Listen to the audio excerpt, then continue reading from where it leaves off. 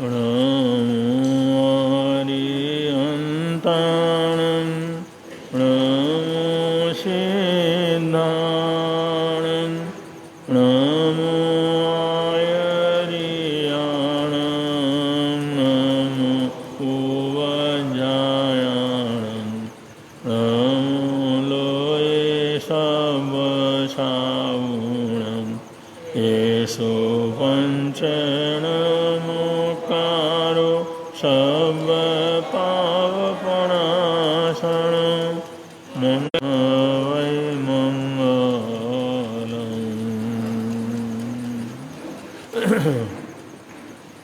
धम्मो मङ्गलमुखितं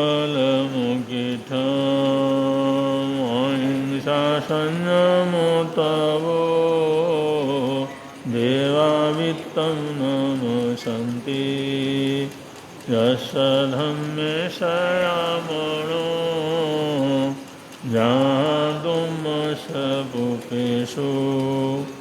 वमरो अव्ययैरसं नयपुखं किलामि सूयपिणेयपयं हेमये समणमुक्ता जेलोये सन्ति साउणो विहङ्गमवगुफेषु नाणवत्ति शनिरया वयं च वित्तिं लभमो प्रयकोयुवामयीं आहगणे सूर्यन्ते उफेषु भमराजः मोहगारसमबुद्धा जे भवन्ति अनिशया नाणपिण्डरयादन्ता तेन उच्यन्ते सावणोति।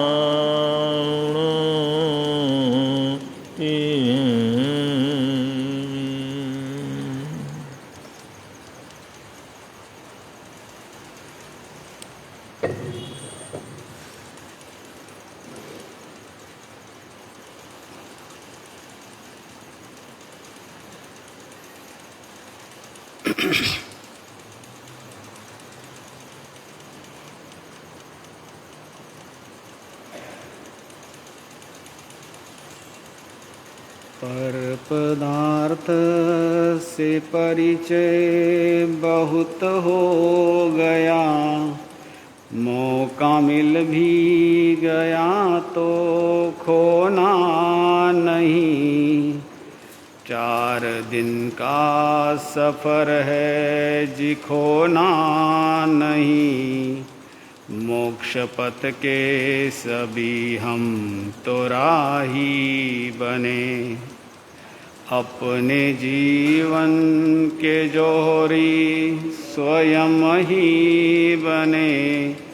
क्या पता फिर ये मौका मिले ना मिले, अपने जीवन के जोहरी स्वयं ही बने। क्या पता फिर ये मौका मिले ना मिले। आत्मज्ञाता बने, धर्मदाता बने, खुद में आके खुदा और विधाता बने। साधु संतों का हमको समागम मिला, अब तो आत्म का कल्याण पल पल करे। अपने जीवन के जोहरी स्वयं ही बने। क्या पता फिर ये मौका मिले ना मिले। कितने नरकों में भटके फिरते थे हम, जब ये तिर्यंश मिला तो मारे फिरते थे हम। देव बन भी गए तो तरसते थे हम, एक बार तो मानव का मौका मिले, अपने जीवन के जोहरी स्वयं ही बने, क्या पता फिर ये मौका मिले ना मिले, क्या पता फिर ये मौका मिले ना मिले।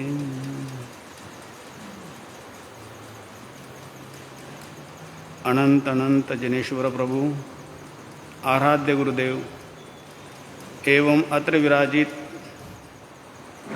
परम आदरणीय परम श्रद्धेय पूज्य गुरुदेव के पावन श्री चरणों में सच्चा नमन।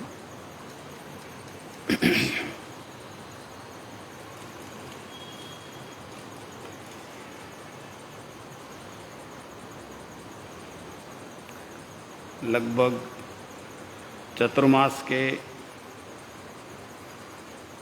22 दिन के आसपास परिपूर्ण होने जा रहे हैं।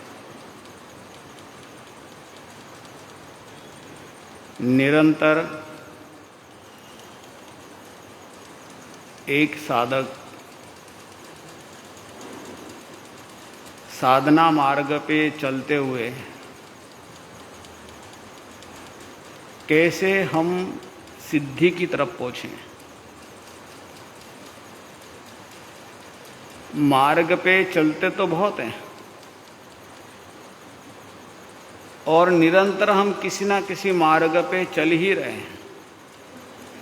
अनंत जन्मों की यात्रा जीव की चल रही है। विगत अनगिनत जन्मों से हमारी आत्मा निरंतर किसी ना किसी भव की यात्रा कर रही है। कर्मों की ये यात्रा जीव की अनंत काल से चलती हुई आ रही है और उसी यात्रा के एक पड़ाव में हम लोग अभी इस समय चल रहे हैं। ऐसे हजारों नहीं, लाखों नहीं, करोड़ों नहीं, अनगिनत आत्माएं इस यात्रा में चल रही है। कुछ आत्माएं ऐसी होती हैं जिन्हें सम्यक बोध प्राप्त होता है, यथार्थ ज्ञान प्राप्त होता है, सत्य ज्ञान का कहीं ना कहीं उन्हें सानिध्य मिलता है, संयोग मिलता है और उस संयोग से, उस सानिध्य से, उस सम्यक बोध की वजह से जीव क्या करता है, कुछ जानने की, कुछ सुनने की, कुछ जानकारी लेने की, कुछ जान करके उस चीज के ऊपर श्रद्धा प्राप्त करने की क्या करता है, रुचि पैदा करता है।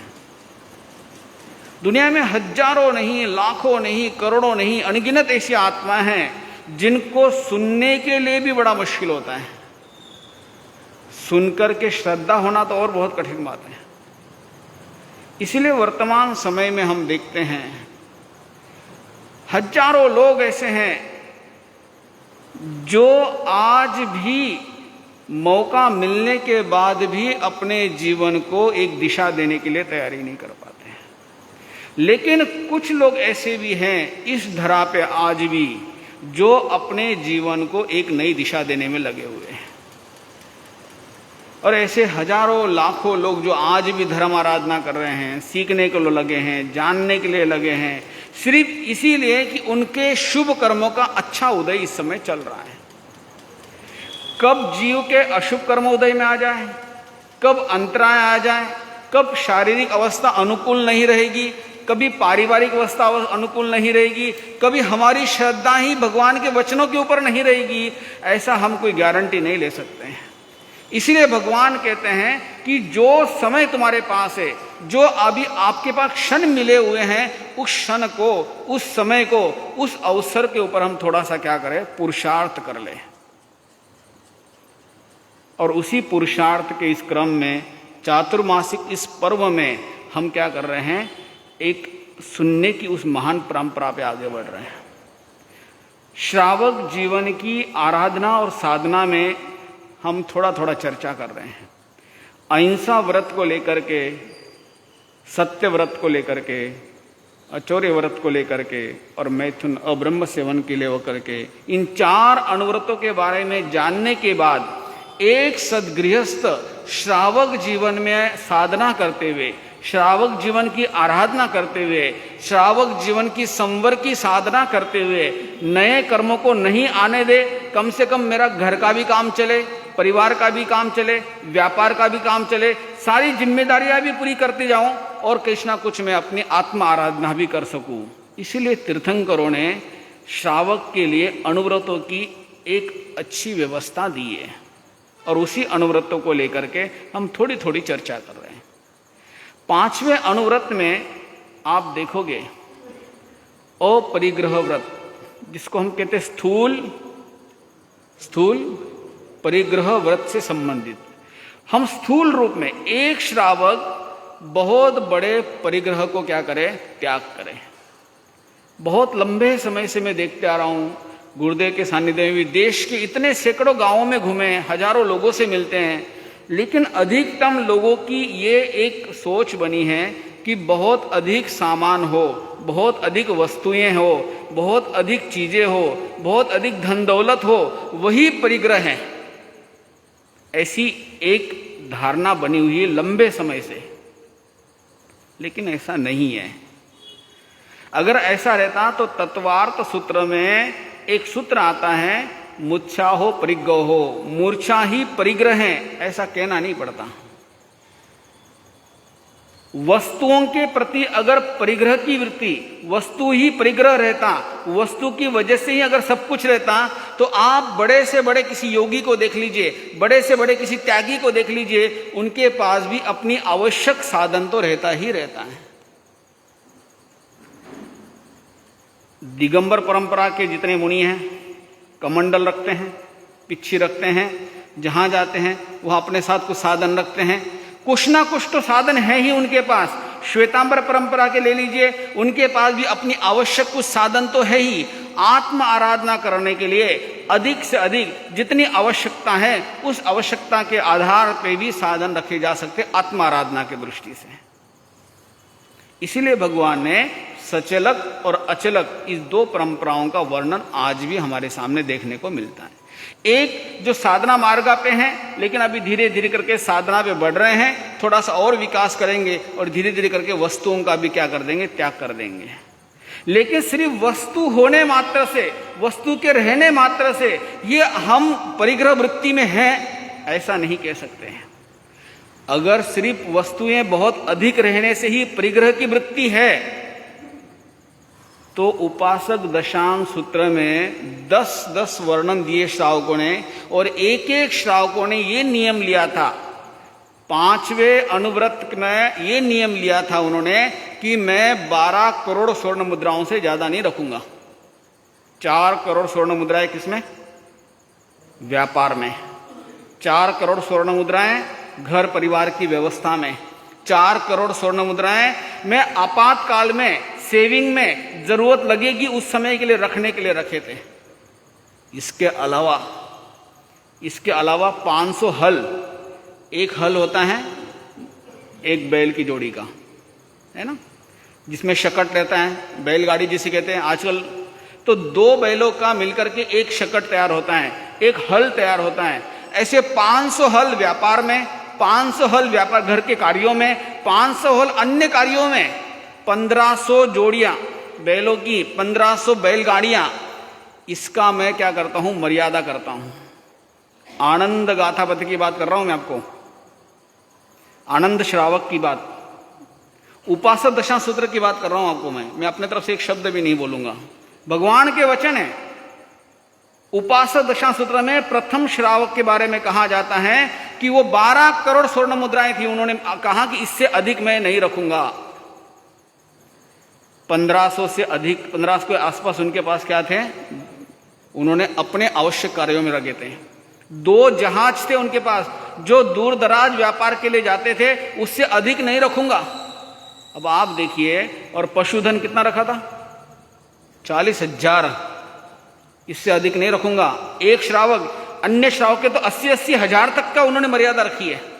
अगर सिर्फ वस्तुएं अधिक रखने मात्र से अगर चीजें रहती तो भगवान उनको कह सकते थे ना कि आनंद श्रावक ये बहुत अधिक हो रहा है, इसे कम कर लो।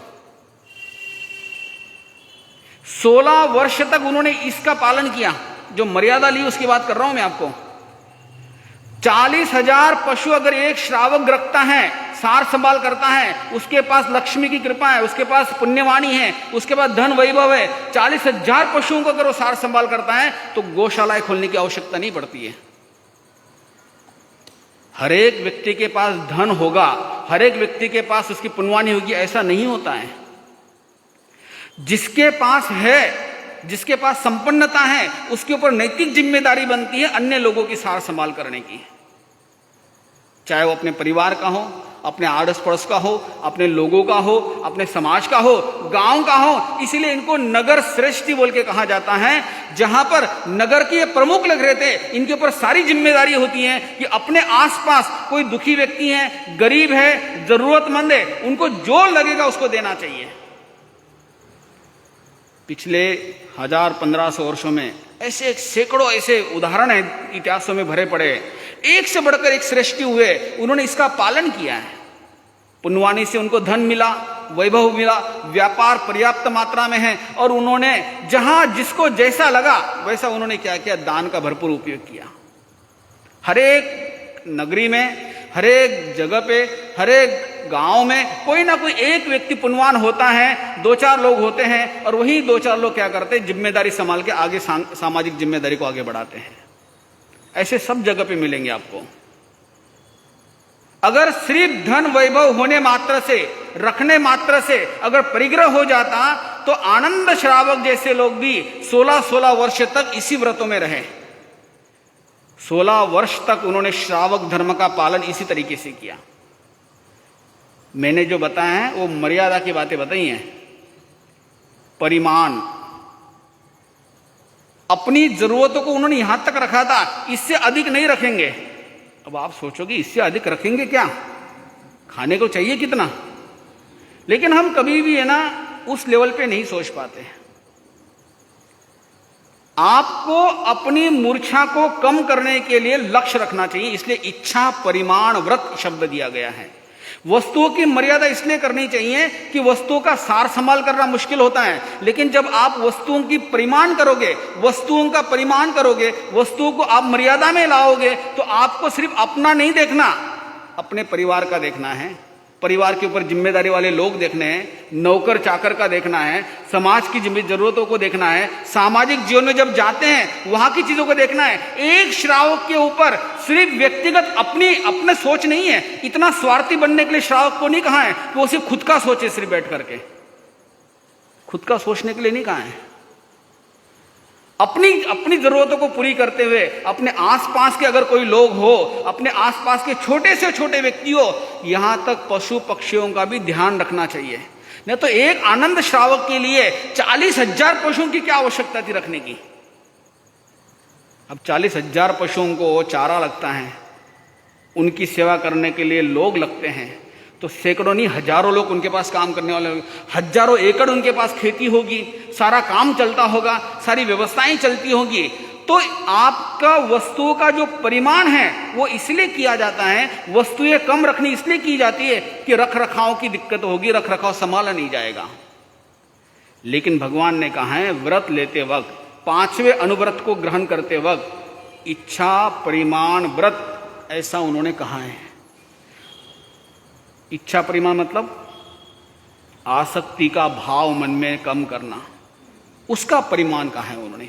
अपनी इच्छाओं का परिमाण कहा है कि आज मैं खा लूं, आज मैं पी लूं, आज मैं कपड़े ले लूं, आज मैं सामान ले लूं, आज मैं चीजें लेके आऊं, आज मैं गाड़ियां खरीद के आऊं, आज मैं वो चीजें लूं। मन के अंदर कोई भाव आया और उसका पूरा करने में लगे रहो। आपके पास साधन है, आपके पास वस्तुएं हैं, आपके पास पैसा है, आपके पास धन दौलत है, लेकिन आप अगर आरंभ सारंभ के कार्यों में लगे हैं, आप अगर पापकारी क्रियाओं में लगा रहे हैं, तो ये पापकारी क्रियाएं, ये आरंभ सारंभ वाली चीजें आपको कर्मों का बंद कर सकती हैं। इसलिए भगवान ने कहा कि 5वें अनुव्रत में अगर आपके पास कितना भी धन हो, वैभव हो, संपन्नता हो, लेकिन उसका अगर आप सदुपयोग करते हैं तब तो आपके श्रावक जीवन के लिए श्रेष्ठ है। उसकी मर्यादा करने के लिए उन्होंने कहा कि इच्छा परिमाण व्रत, इस अर्थों को समझिए आप पहले तो। आप 100 करोड़ की मर्यादा कीजिए, आप 1000 करोड़ की मर्यादा कीजिए, इसमें कोई दोष नहीं है। देश में ऐसे ऐसे श्रावक बैठे हैं जिन्होंने 5-5 हजार करोड़ से ज्यादा नहीं रखना ऐसी मर्यादा की है, लेकिन जब इच्छा नहीं हो, आरम सारम वाली क्रिया। इसलिए पहला अनुव्रत, मैं जानबूझ के हिंसा नहीं करूंगा। अब बहुत से लोग घूमने के लिए विदेशों में जाते हैं, अननेसेसरी ऐसी जगह पे जाते हैं जहां निरंतर आरम सारम लगता है, हिंसाएं लगती है, वेज नॉनवेज होटलों में जाना पड़ता है, अनेक प्रकार के पंचेंद्रियों का घात हो सकता है। कई बार ऐसे वस्तुओं को खरीद के लेके आ जाते हैं जहां पर पंचेंद्रिय का घात हुआ होगा किस चीज को ले। ये इच्छा परिमाण व्रत कहते हैं कि आपके मन में इच्छा आई कि मैं इसको खरीदूं, आपके मन में चीज आई कि मैं इसको लूं, लेकिन जो भी आप खरीदोगे, जो भी आप लोगे, आपकी इच्छाएं होगी, तो वो इच्छा का मतलब होता है कि आपको इसकी आवश्यकता है क्या, ये श्रावक ने पहले देखना चाहिए। अगर आप अपना धन रखते हैं, वैभव रखते हैं, संपन्ना, ये श्रावक के ऊपर बहुत जिम्मेदारी है। आप जरा विचार करके देखिए, एक व्यक्ति के पास संपन्नता बहुत है, भरपूर धन है, और वो व्यक्ति कहता है कि मैं 50 लाख रुपए से ज्यादा अपने लिए नहीं रखूंगा, और समाज में अगर कल 5 करोड़ का स्थानक बनता है और वो कहता है कि जी मैं तो इतना ही मर्यादा करके बैठा हूं, तो कैसे काम चलेंगे समाज के। इस तरीके से परिमाण नहीं होते हैं। धन का परिमाण नहीं किया जा सकता है, इच्छाओं का परिमाण हो सकता है। आप इसके अर्थों को समझिए, आप थोड़े से अच्छे से। बहुत भ्रम है, देश भर में हम जानते हैं, सैकड़ों नहीं हजारों लोगों के दिमाग में एक ही चीज है कि वस्तुएं कम कर देना। वो वस्तुएं स्वयं के लिए कम की जा सकती हैं, लेकिन सामाजिक जिम्मेदारियां जब आप है, संघ के अंदर हो, समाज के अंदर हो, लोगों में रहते हो, तो आपके ऊपर इतनी जिम्मेदारियां हैं कि आप औरों के लिए, आपके लिए काम करने के लिए, आपके पास इतनी संपन्नता के लिए आपको इतना आगार रखना पड़ेगा। अन्यथा सारे श्रावकों को देख लीजिए, सभी श्रावकों ने अपने आप में इतनी मर्यादा की थी कि किसी को देना पड़े तो कमी नहीं होनी चाहिए अपने पास। लेकिन आपको 5वें अनुव्रत का अर्थ आपको ध्यान से रहना है कि इच्छा का परिमाण करना है हमें। जो अननेसेसरी है उसे नेसेसरी में, अपने लिए तो नहीं लेंगे हम कोई चीज, चाहे वो वस्तुएं हैं, चाहे साधन हो कोई चीजों का, कोई आपके लिए आवश्यक क्रियाएं जो लग रही हैं, उसमें भी अगर आपको जरूरत महसूस होती है तब तो आप लोगे। लेकिन अभी मेरा काम चल रहा है, कपड़े हैं मेरे पास, अच्छे चल रहे हैं आराम से, मेरे पास कपड़े जोतनी सब चीजें हैं, सामान है, गाड़ी आराम से चल रही है, घर चल रहा है, तो क्यों हम अननेसेसरी ये सारे खर्चे करें? किसके लिए? दिखाने के लिए, लोगों के लिए? इसी को ही कहते हैं इच्छा परिमाण व्रत। आप भरपूर धन रखिए, धन रखने के लिए कोई मनाही नहीं की गई है। अगर आप लोग इस बात को समझते हैं तब तो आप 5वें अनुव्रत को बहुत आराम से समझ करके आगे बढ़ जाओगे। लेकिन अगर आपने मर्यादा कर ली 5 लाख रुपए से ज्यादा नहीं रखूंगा मैं, लेकिन उस 5 लाख रुपया खर्चा ना हो जाए, किसी गरीब को दे ना सको, दान ना कर सको, मन के अंदर भाव ना आ सके क्योंकि मेरा पैसा खत्म हो जाएगा, आपके मन के अंदर ये विचार ना आ सके, तो आप विचार कीजिए, आप अपने सम्यक्त्व में दोष लगा रहे लगातार।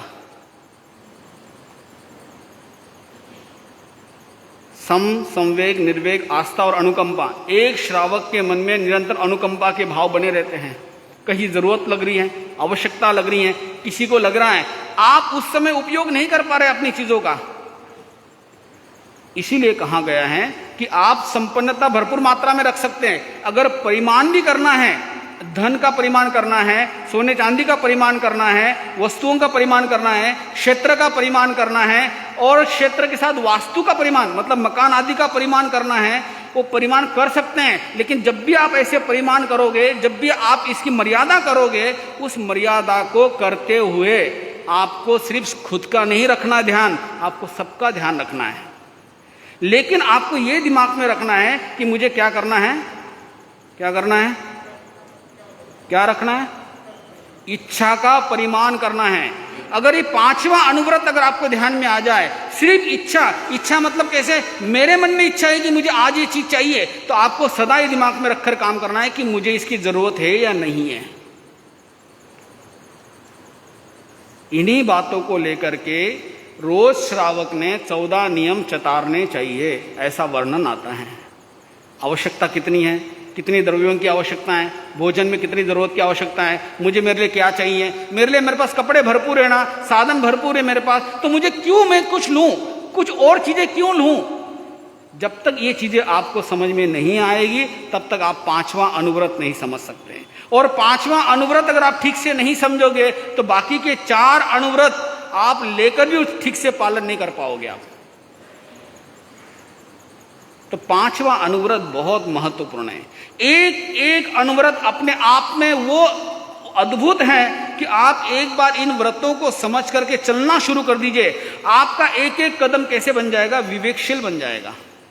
आपका उठना बैठना चलना फिरना, अभी आप देखिए, अभी यहां से आप प्रवचन होते ही निकल जाओगे, अपने काम में लगोगे, दिन भर अपने किसी न किसी कार्य में लगोगे, घर परिवार में लगोगे, कभी दिमाग में ये विचार नहीं आएगा कि मैंने कोई अहिंसा का व्रत लिया है तो मैं थोड़ा विवेक से करूं काम, जानबूझकर मुझे हिंसा नहीं करना है, संकल्प के हिंसा नहीं, क्योंकि व्रत लिए ही नहीं है, नियम लिया ही नहीं, तो मन में विचार आएगा क्यों।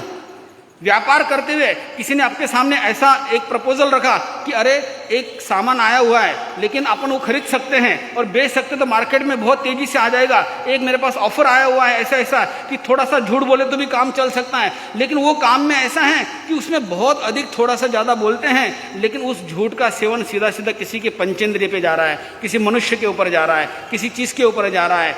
उस समय व्रत का विवेक ही नहीं अपने पास, तो हम कर लेंगे।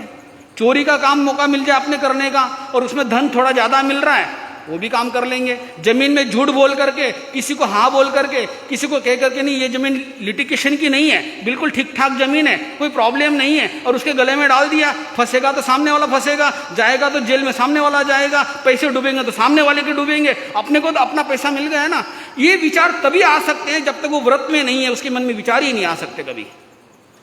इसलिए भगवान कहते हैं जब तक आप व्रतों को नहीं समझोगे, व्रतों में नहीं आएंगे, तब तक आपके अंदर कभी भी विवेक नहीं आ सकता है। और जहां विवेक नहीं है वहां धर्म नहीं है, जहां धर्म नहीं है वहां आराधना नहीं है, जहां आराधना नहीं है वहां आत्मा का विकास होना संभव ही नहीं है किसी हालत में। इसलिए आप थोड़ा सा इन व्रतों को समझ रहे हैं, समझने के साथ इसको ग्रहण करने का मन बनाइए।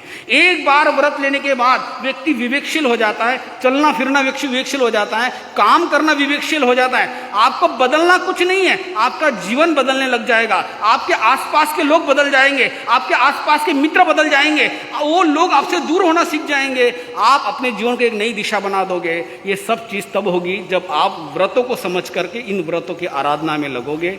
इन बातों को धीरे धीरे हम एक एक विचार को जानेंगे, समझेंगे, तो निश्चित आनंद आएगा। आज इतना ही। ओम शांति।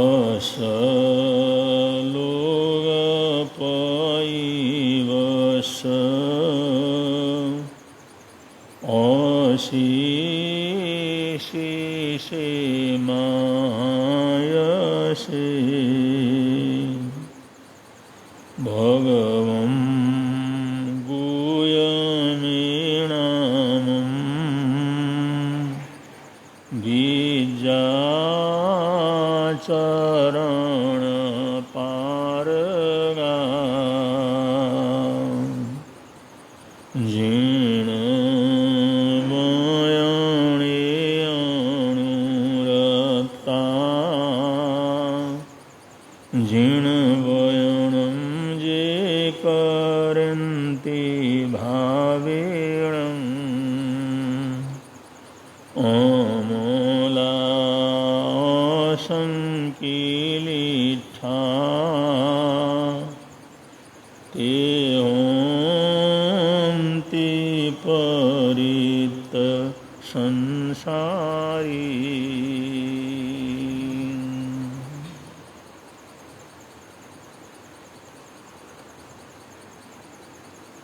शास्त्रकार कहते हैं हमारे बीच में चाहे वो साधु साध्वियों के रूप में हो, श्रावक श्राविकाओं के रूप में हो, बहुत सी ऐसी भव्य दिव्य आत्माएं होती हैं जो संसार में रहते हुए बिल्कुल परित्य संसारी होते हैं। पूरा संसार उन्होंने पार किया हुआ होता है।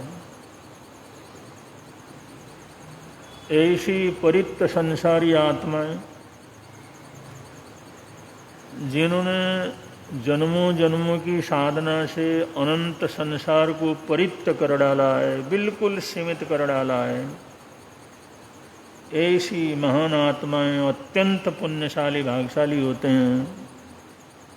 उनसे मिलने से, उनके दर्शन करने से, उनसे बातचीत करने से, उनका आशीर्वाद लेने से, उनके संदेश सुनने से, ये सब करने मात्र से ही अखूट पुण्यवानी इंसान की बढ़ती, अखूट पुण्यवानी बढ़ती।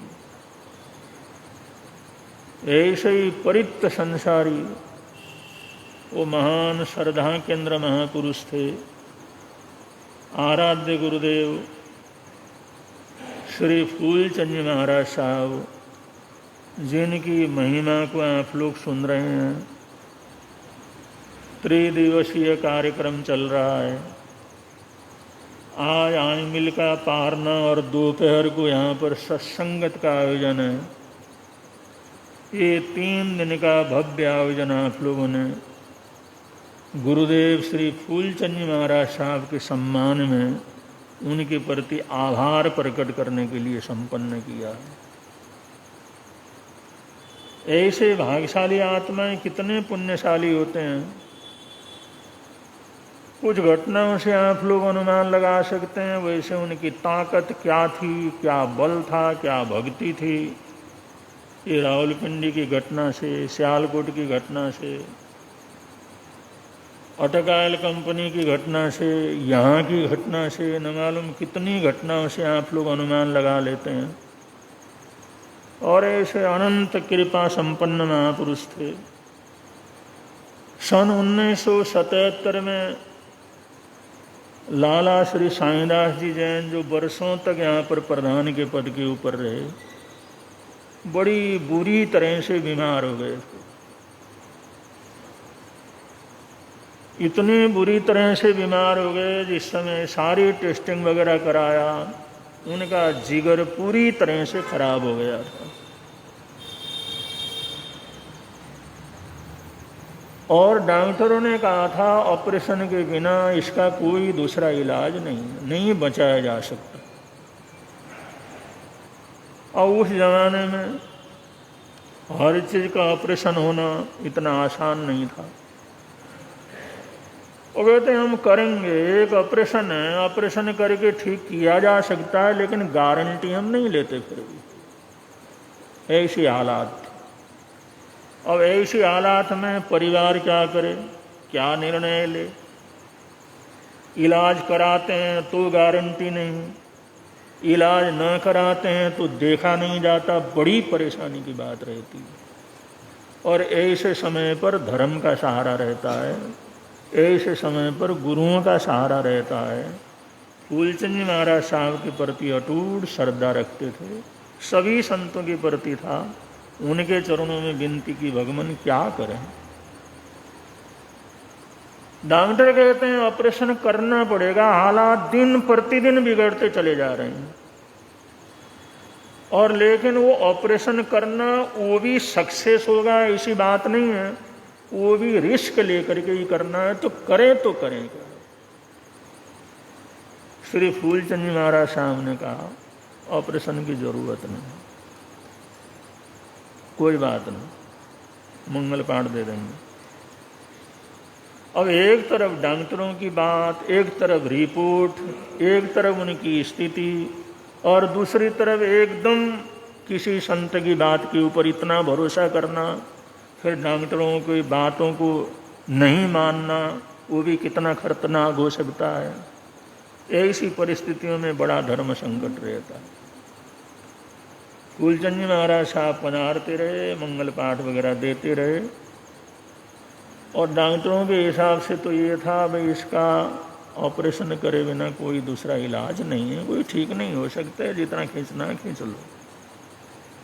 लेकिन धीरे धीरे समय आने पर कुछ ही समय बाद गुरु महाराज की ऐसी कृपा हुई, लाला साईं दास जी बिल्कुल ठीक होते चले गए और बिल्कुल स्वस्थ हो गए। और फिर पूरी तरह से टेस्ट करवाया जिगर का। डॉक्टर को हैरान थे, बिना ऑपरेशन के इस रिपोर्ट वाला आदमी इस तरह से कैसे ठीक हो गया, ये हमारे सोचने में बिल्कुल ही क्या कर सकता नहीं आता। ये तो कोई ऐसा चमत्कार है जिसके लिए हम कुछ भी क्या कर सकते, बोल नहीं सकते। तो बंधु, ऐसा समय आता है, तकलीफें आती हैं, तो इंसान जो दान पुण्य करता है, परोपकार करता है, या धर्म ध्यान करता है, किसी की दुआ लेता है, जीव दया वगैरह करता है, अन्नदान वगैरह करता है, या धर्म की आराधना करके गुरुओं का शरणा लेता है, तब उसको कुछ सहारा क्या करता है, मिलता है। वरना तो बड़ा मुश्किल का काम होता है। लेकिन फूलचंद जी महाराज साहब अद्भुत आत्मा थे, उनके आशीर्वाद से क्या कुछ नहीं हुआ। लाला किशोरी लाल जी अपनी पत्नी के साथ सदर जा रहे थे, रास्ते में एकदम एक्सीडेंट हो गया और अपने ही स्कूटर फिसलने से इतनी बुरी तरह से जो है वो गिर गए और उनको किसी तरह से हॉस्पिटल पहुंचाया। घर के अंदर बड़ी परेशानी हुई।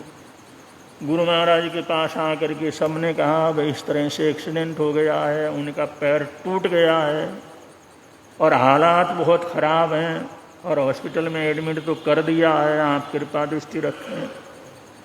गुरु महाराज ने कहा कोई बात नहीं, और जो हुआ है और उसको तो टाला नहीं गया, लेकिन चलो कोई नहीं, ठीक हो जाएगा, ऐसी कोई बात नहीं, इलाज तो बराबर क्या कर लो, करवा लो।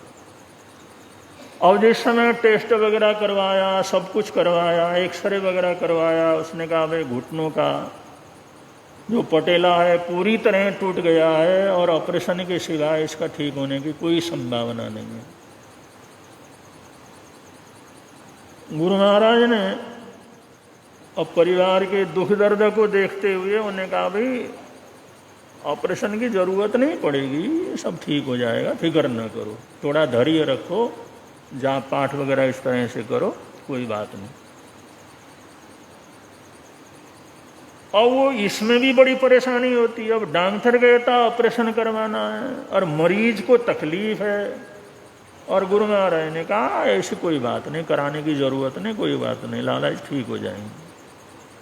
अब डॉक्टरों को दिखाया, कई डॉक्टरों से सलाह ली, अस्थि विशेषज्ञों से सलाह ली, रिपोर्ट कई जगह पर भेजा, उन्हें कहा ऑपरेशन तो हर हालात के अंदर करना पड़ेगा। अब मरीज को इतनी तकलीफ थी, हो गए तो ऑपरेशन करवा दो, वरना ये लोग कहते हैं जिंदगी भर के लिए ऐसे ही जो पैर काटने की नौबत भी आ सकती है। अब आदमी क्या करे, मरीज भी कहता करवा दो, क्यों लेट करो। अब ऐसी स्थिति के अंदर बंधु धर्म की बात के ऊपर या गुरुओं की बात के ऊपर एकदम यकीन करके बैठना भी बड़ा मुश्किल का काम होता है। इसलिए संत भी कहते हैं भाई ठीक है, ऐसी स्थिति है, तुम इसका इलाज करो, कराओ। वो नहीं कहते इलाज नहीं कराने, इलाज बराबर करा लो।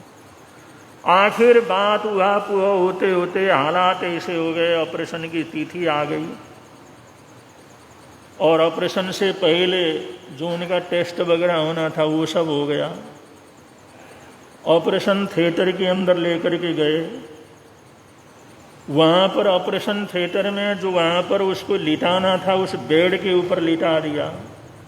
ऑपरेशन की पूरी तैयारी हो गई और ऑपरेशन करने वाला डॉक्टर सक्सेना जिस समय अंदर आया और उसने मुआयना किया, सारी ऑपरेशन की तैयारी हो चुकी थी और वो कहने लगा मैं 2 मिनट रुको, इसका एक बार टेस्ट करवा लेते हैं, एक्सरे करवा लेते हैं।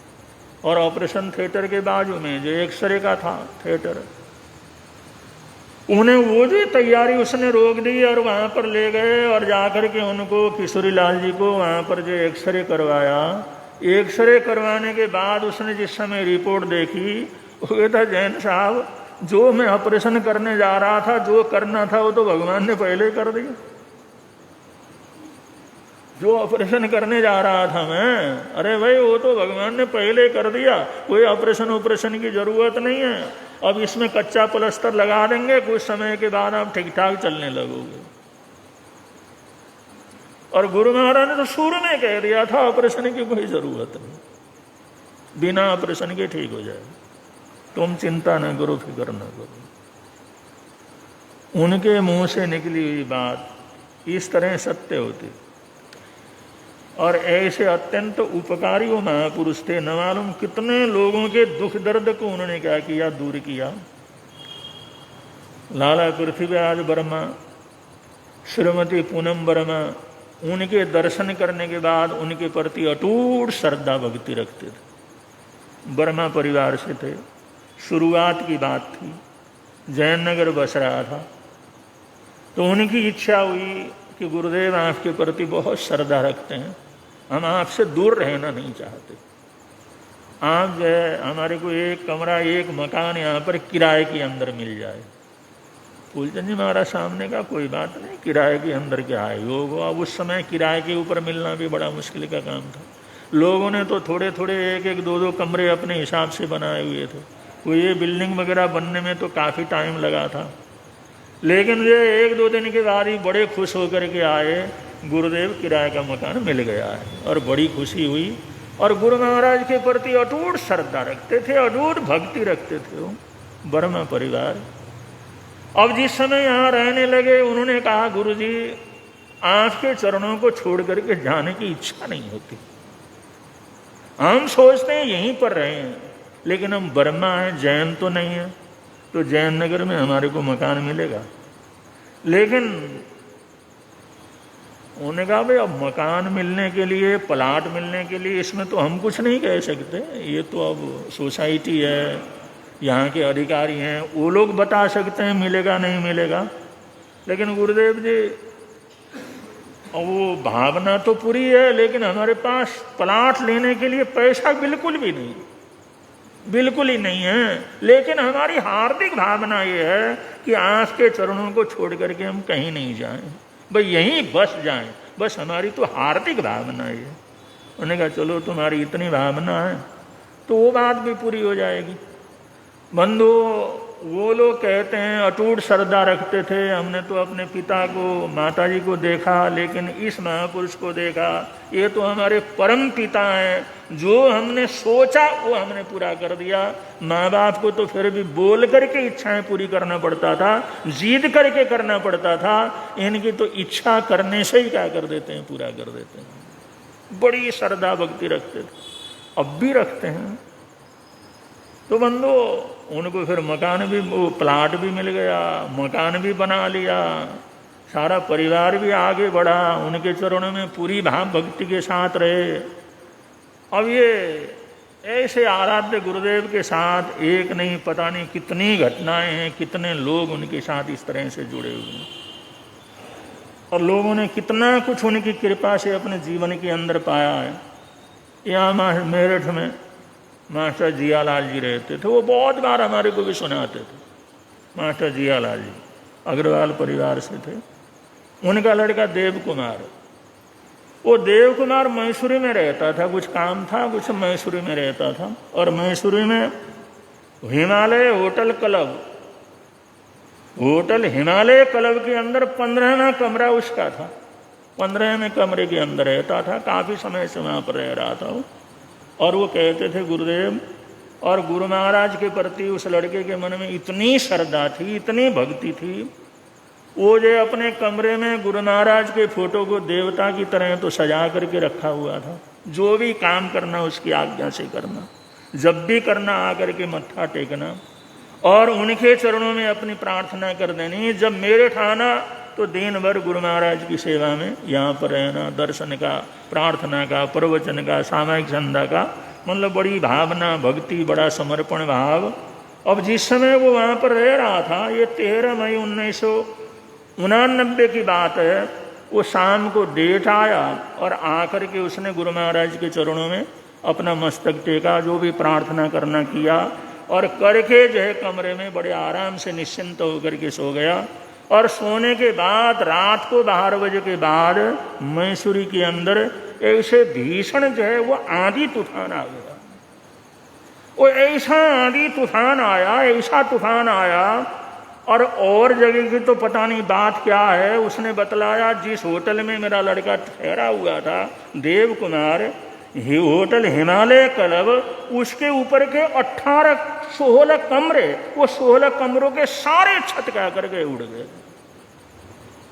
और बरामदे के बड़े बड़े गार्डर, लोहे के गार्डर और खंबे वो उड़ करके इधर उधर चले गए। और हालात ऐसी बड़ी भीषण हालात हो गई। लोगों को जैसे ही पता लगा, वो सब अंदर से, कुछ हमेशा रहने वाले थे, कुछ ये आए हुए ठहरे हुए थे, सब बाहर आए, भीगे हुए, बुरा हाल। वहाँ पर जान बचाना मुश्किल हुआ, किसी की मौत तो नहीं हुई, लेकिन हालात इतने खराब थे, सारे उस होटल तहस नहस हो गया। चारों तरफ ऐसी स्थिति थी। और जिस समय वो 2-3 घंटे आंधी जो चली, उसने बड़ा भारी तूफान मचा दिया। और पहाड़ों की आंधी तो वैसे भयंकर होती है।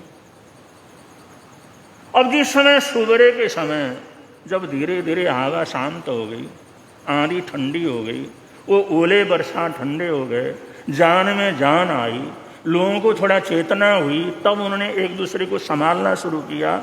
जिस समय संभाला, देखा, मिले, भाई बच गए, आज तो जान बची, लाखों पाए। ऐसे करते करते बीच में कहा, भाई जैन साहब दिखाई नहीं दिए। अरे जैन साहब को देखा तुमने? जैन साहब दिखाई नहीं दिए। उन्होंने कहा हमने भी नहीं देखा। क्या बात हो गई? कहीं दुर्घटना तो नहीं घट गई? कहीं बुरा हाल तो नहीं हुआ? क्या हुआ है? और इधर उधर देखा, इधर उधर पूछा, अरे जैन साहब दिखे नहीं, शाम से ही नहीं दिखे वो। अब जिस समय 2-4 आदमी हिम्मत करके किसी तरह से उसमें कूदते फांदते अंदर चले गए, और वो 16वें नंबर का कमरा देखा, पूरी तरह से नीचे ढहा हुआ है, और 15 कमरे का नंबर का जो कमरा था बिल्कुल सुरक्षित है। और उन्हें जाकर के खिड़की खटखटाया और अंदर देखा तो देव कुमार अंदर सो रहा है, अंदर सोया पड़ा। उन्हें कहा, अरे देव उठ जा, क्या कर रहा तू? अरे देव उठ जा, आए तो गा मची। तो वो उठा और उठ करके दरवाजा खोला। जिस समय दरवाजा खोल के बाहर का मंजर देखा, वो हाय तोदा देखा, तो उसको लगा मैं स्वप्न तो नहीं देख रहा हूं, मैं भी मर गया क्या, मैं जिंदा हूं या नहीं। उसने अपने शरीर को देख करके हिसाब लगा, मैं तो ठीक ठाक हूं अभी। बंधु ऐसा हाल देख करके आश्चर्यचकित हुआ, ऐसा सदमा लगा उसको। ये लगा मैं भी पता नहीं किस दुनिया के अंदर चला गया, मैं हूं क्या? मैं हूं ना, मेरा शरीर तो ठीक है। उसने 2-3 बार अपने शरीर को टटोल करके देखा, ठीक ठाक तो हूं। और वो 15 नंबर का कमरा, न उसको कोई तकलीफ हुई, न परेशानी हुई, न उसकी नींद खुली। इस हालात के अंदर उन्होंने कहा, हुआ क्या? तो कैसे रहा रहे? उसे दुनिया तो मर रही है, तो आराम से सोया हुआ। उन्होंने कहा आंखों में आंसू भरे हुए थे, रोते हुए बतला, ये सब गुरु महाराज की कृपा है। उन्होंने कहा कौन से गुरु महाराज है ऐसे? और ऐसी कृपा करने वाले अंदर ले जाया। उसने दिखाया, ये देखो ये गुरु महाराज है, बस इनका आदेश लेकर के काम करता हूँ, इनकी भक्ति में डूबा रहता हूँ, और इनकी कृपा से ही सब कुछ मेरा क्या हुआ, बचा हुआ है। तो बंधु जियालाल जी, वो देव कुमार के पिता, कई बार हमारे को सुनाते थे, गुरुदेव गुरु महाराज का क्या कहना, उनकी कृपा का क्या कहना, वो तो हमने प्रत्यक्ष के अंदर पता नहीं कितनी बार ऐसी घटनाओं को क्या हुआ देखा हुआ है। ऐसे उपकारी थे, ऐसी अद्भुत आत्मा थी, ऐसी परम पवित्र आत्मा थी, जिनने कृपा से न मालूम कितने लोगों को सहारा क्या हुआ मिला। बंधु आप लोगों को शायद पता होगा, किसी किसी को, यहाँ पर खद्दरधारी श्री नेमीचंद जी महाराज साहब यहाँ पर रहते थे गुरु महाराज की सेवा में। नेमीचंद जी महाराज साहब, ये नानालाल जी महाराज साहब के सगे गुरु भाई थे, सगे गुरु भाई थे नानालाल जी महाराज साहब के। वो मेरठ के अंदर यहाँ पर रहे, और वो उस जमाने के अंदर एमए पास थे, पढ़े लिखे संत, और एमए पास उस जमाने के अंदर उन्होंने दीक्षा ली थी। और वैज्ञानिक उनका एक शोध करने की प्रवृत्ति थी। उन्होंने तरह तरह के प्रश्न करने शुरू किए। विद्वान थे, एमए पढ़े हुए थे। ये था भाई इसी को जो युवाचार्य बनाना, इसी को संघ का कार्यभार देना। लेकिन वो बहुत से प्रश्न उन्होंने पूछना शुरू किया। अपने गुरु से पूछा या उस समय के उपाध्यायों से पूछा, उस समय के विद्वानों से पूछा, लेकिन उनके प्रश्नों का उत्तर, सब प्रश्नों का उत्तर मिला नहीं। और जो उनके मन के अंदर ऐसी ऐसी बातें आ गईं, और वो संघ ने जिस समय कहा भाई इन प्रश्नों का उत्तर तो मेरे को मिलना चाहिए, जब इस तरह से बोलते थे तो संघ वालों ने, उस समय के उस संघ के आचार्य ने, नानालाल जी के गुरुदेव ने ये सोचा इसकी तो श्रद्धा भ्रष्ट हो गई, ये तो उल्टी सीधी बात करता है, ये तो जो कुछ नहीं होता वो कहना शुरू कर देता है। वो कहता देवता हैं, अगर देवता हैं तो दिखाओ, तुमने इतनी साधना की है, इतना किया है, वो तो कभी तो दिखना चाहिए। अब आदमी कैसे दिखा? अब शास्त्र पढ़, अरे शास्त्र तो मैं पढ़ लिया सब कुछ, लेकिन कुछ है ऐसा? ऐसे ऐसे उसके प्रश्न थे, ऐसे 19 प्रश्न थे। 19 प्रश्न का कोई उत्तर उसको नहीं मिला। और संघ वालों ने, नानालाल जी के जो परंपरा वाले थे, उन्होंने कहा ये तो धर्म भ्रष्ट हो गया है, इसकी श्रद्धा खराब हो गई है। अब धर्म भ्रष्ट, श्रद्धा खराब हो गई तो औरों को भी खराब न करे, उनको संघ से बाहर निकाल दिया। और संघ से बाहर निकाला। उन्होंने कहा भाई मेरा अपराध क्या है? जिज्ञासा करना तो मेरा कोई अपराध नहीं, समाधान तो देना चाहिए। उन्होंने कहा वो युवाचार्य तो क्या बनाना था, संघ का परवा क्या करना था, उनको संघ से ही बाहर कर दिया। और उनके जो, वो कहते हैं मेरे जो कल्याण मित्र थे, जिनका बड़ा जीगरी दोस्त थे, दोस्ती थी उनके साथ, वो जनक विजय जी महाराज साहब, मंदिर मार्गी संत, बाद में आचार्य बने। आचार्य विजय जनक चंद्रसूरेश्वर जी महाराज साहब, वो उनके जिगरी दोस्त थे। जिस समय उनके संपर्क में आए, उन्होंने कहा, कलकत्ते के अंदर वो मिले, उन्होंने कहा ये तुम्हारे जो प्रश्न है ना, ये तुम्हारा दिमाग जो इधर से उधर फिरता है और तुम्हारे प्रश्न का कोई आर पार नहीं रहता, कोई कर नहीं सकता, तो अगर इसका तुमने समाधान प्राप्त करना हो तो तुम यहाँ से मेरठ जाओ। उन्होंने कहा फिर क्या होगा? मेरठ में वहाँ पर फूलचंद जी महाराज साहब हैं और शांति स्वरूप जी महाराज साहब हैं। अगर तू किसी तरह से वहाँ पहुँच जाएगा, उनके चरणों में पहुँच जाएगा, तो ये तुम्हारे जो दिमागी जो फतूर है ना, इसका समाधान मिल जाएगा। ये तुम्हारी मानसिक चंचलता है, तुम्हारे मन के अंदर ये जो अशांति है, जिसकी वजह से संघ से तुम्हारे को बाहर कर दिया है, अगर इसको जब तक ये समाधान नहीं मिलेगा, तेरा दिमाग ठीक ठिकाने पर रहेगा नहीं। अगर करना हो तो यहाँ से मेरठ चला जाता है।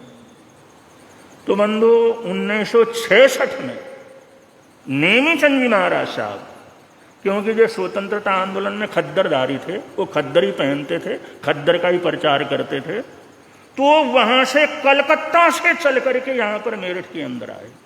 कलकत्ता से चल करके सीधा मेरठ पहुंचे और यहाँ आकर के जब उन दोनों संतों के दर्शन किए, खूबचंद जी महाराज साहब के दर्शन किए, उनका वात्सल्य पाया। उन्होंने कहा नहीं रहो यहाँ पर, कि मैं बाहर संघ से हूँ, संघ से निकाला हुआ हूँ, मेरी ऐसी स्थिति है, तो आज क्या मेरे को अपने सानिध्य में रखेंगे? उन्होंने कहा कोई बात नहीं, थाने के रहने में क्या है, आओ रहो बड़े आराम से। उन्होंने यहीं पर जो है, लेकिन आपको अगर समाधान मिलेगा तो संघ के अंदर आपको रहना होगा, श्रवण संघ को स्वीकार करना होगा, लेकिन तभी हम तुम्हारे को करेंगे जब तुम्हारे को समाधान मिलेगा, तसल्ली होगी तो संघ के अंदर रहना होगा। अगर तब तक तुमका तसल्ली नहीं होती, तब तक तुम अपना गोचरी लाओ, पानी लाओ और हमारे थानक में आराम से रह सकते हो। ऐसे कोई छुआछूत की बात यहाँ पर नहीं है। तो यहाँ पर रहे, समाधान हो गया। सारे प्रश्नों का उत्तर गुरु महाराज ने उनको दिया। उनकी पूरी डायरी बनी हुई है। ऐसे ऐसे प्रश्न थे जिन प्रश्न का समाधान करना कोई आसान नहीं था, कोई संभावना ही नहीं था, वो सब उन्होंने कर डाला और उसको जो श्रवण संघ के अंदर उन्होंने मिलाया। उसके बाद वो श्रवण संघ के अंदर ही रहे नेमीचंद जी महाराज साहब। और उनको जिस समय ददियाल की घटना फूलचंद जी महाराज साहब ने सुनाई कि ददियाल के अंदर कैसी घटना घटी और ददियाल के 36 कौम के लोग कैसे जैन धर्म को मानने लगे, तो इतने प्रभावित हुए गुरु महाराज, मैं उसी इलाके के अंदर जा कर के हर गांव को घूमना चाहता हूँ। उसी तरह का प्रयत्न करना चाहता हूं। जो ज्ञानराज जी महाराज साहब ने जैसे ददियाल को बदला, इसी तरह से उसी इलाके के अंदर जा करके उन छोटे छोटे गांव के अंदर विचरण करके ये धर्म बोध मैं उनको देना चाहता हूं। इसके लिए क्या करूं? अकेले मेरे साथ कोई साथी संत तो है नहीं। तो फूलचंद जी महाराज साहब ने कहा, नहीं चंद, अगर तुम्हारी ऐसी भावना है तो जिनेंद्र मुनि को लेकर के तुम क्या करो, चले जाओ। उन्होंने हमारे को बतलाया। उन्होंने, जबकि उनके पास सेवा के लिए संत भी नहीं थे, एक सुमति मुनि जी थे, एक जिनेंद्र मुनि जी थे, 3 संत, वो बड़े वृद्ध थे। लेकिन जो है फूलचंद जी महाराज साहब ने कहा, अगर तुम्हारा ऐसा भाव है, उस एक प्रसंग को सुन करके ऐसा लगा, गांव गांव के अंदर जाकर के धर्म का प्रचार करो, जहाँ जैन हो या न हो, जहाँ न हो वहाँ जाकर के प्रचार करो।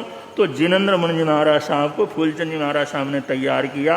भाई इनका ऐसा धर्म प्रभावना करने का भाव है, इसलिए साथ दो। जिनेंद्र मुनि को भेजा, और जिनेंद्र मुनि को भेजा तो अम्बाले जिले में सडौरा के इलाके में, सारे इलाके के अंदर पूरा घूमे, गांव गांव के अंदर प्रचार प्रसार किया। फिर नारायणगढ़ पहुंचे, नारायणगढ़ में जाकर के उनने चतुर्मास किया इन दोनों संतों ने। वहां से चतुर्मास करके अम्बाला आए। अम्बाला आने के बाद फूलचंद जी महाराज साहब ने कहा, काफ़ी टाइम हो गया है, अब तुम वापस मेरठ आओ। तो फिर दोनों संत वहाँ से मेरठ के अंदर पहुंचे। ऐसा सेवा भी करते थे। संतों को जरूरत हो तो संत भेजते भी थे, महाविद्वान भी थे, और सब प्रकार के उनके जीवन के अंदर ऐसी ऐसी महानताएं थी, ऐसी ऐसी अद्भुत आत्मा थी, और ऐसी बात जो उनके मुंह से निकल जाती थी वो पत्थर की लकीर क्या करती थी, होती थी। तो बंधु, अब पता नहीं कितनी घटनाएं तो घटी हुई हैं, लेकिन हमारे पास कभी कभार कोई आकर के बतला देता है, समाचार वगैरह दे देता है, तो हम उन घटनाओं को इकट्ठा भी कर लेते हैं और लोगों को भी जो बतलाते हैं। और महापुरुषों का जीवन कैसा है दूसरों को भी सुनने का मौका क्या करता है, मिलता है। ऐसी कोई भी घटना घटी हो, तो ऐसी आश्चर्यजनक घटना घटी हो तो जरूर क्या करना चाहिए। और वही घटना को देखो जिसमें ऑपरेशन करने के लिए मना कर दिया था शुरू में, और लेकिन ऑपरेशन की तैयारी हो गई। ऑपरेशन के बेड के ऊपर ले जा करके उनको सुलाया किशोरी लाल जी को, और पूरी तैयारी हो गई। वो डॉक्टर सक्सेना कहता है, एक बार और जो एक्सरे करवा के देख लेते हैं। अब ये गुरु महाराज की कृपा का ही तो फल है, गुरु महाराज की वचनों की प्रामाणिकता का तो फल है। और वो कहता, भाई जो काम हमने करना तैयारी किए थे वो तो भगवान ने सब कुछ क्या कर दिया पहले ही। तो ऐसे महापुरुष थे, ऐसे दिव्य पुरुष थे। आज भी वो जागृत महापुरुष हैं, आज भी उनका नाम लेते हैं, शरणा लेते हैं, तो हम सुख शांति जीवन के अंदर प्राप्त कर सकते हैं। ऐसा सब कुछ हमारे को देकर के वो क्या है, गए हुए हैं। तो ऐसे महापुरुषों को याद करना, उनका स्मरण करना, उनका गुणगान करना, उनको सुनना, उनको सुनाना, ये पुण्यवानी बढ़ाने का काम क्या करता है, होता है। इसलिए बड़े प्रेम से आप लोग बोलेंगे, मिलता है आनंद प्रभु की वाणी से, मिलता है आनंद प्रभु।